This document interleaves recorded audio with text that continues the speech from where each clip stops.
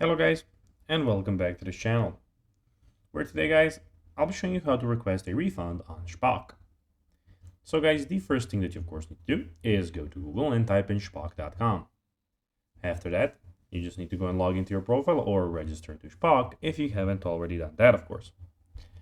But now guys, let's see what we actually have in front of us here. So as you can see in the top side of the screen, we have the search bar where you can go and search for anything that you of course want. In the top right corner, we have your inbox and of course the selling, buying, watch list, saved researches, reviews, saved locations, help center settings, and the logout option. But now guys, let's see how you can actually go and request a refund on Shpock. So it is pretty simple and you just need to go and follow these two steps, know how to do it in no time. So basically, what you need to do is go and contact the seller. So first, try to resolve the issue directly with the seller through the chat feature.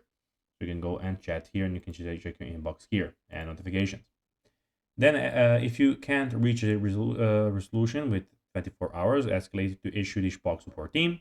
Shpock may ask for additional information such as proof of postage or photos of the item. Shpock will conduct an investigation and inform you of their decision.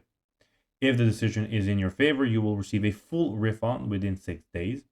Remember, if the item was a collect-on deal, you won't be covered by the Shpock's buyer protection, but they can still help mediate between you and the seller. So guys, that will be everything for this video. I hope that you found this video informative and entertaining, guys. If you did, don't forget to like this video, share it, subscribe to the channel, and put the notifications on, as guys, this really helps us grow our channel. So if you have a few seconds, it will be pretty cool if you could do this for us. That will be everything, guys, and I'll be seeing you in the next one. Bye, guys.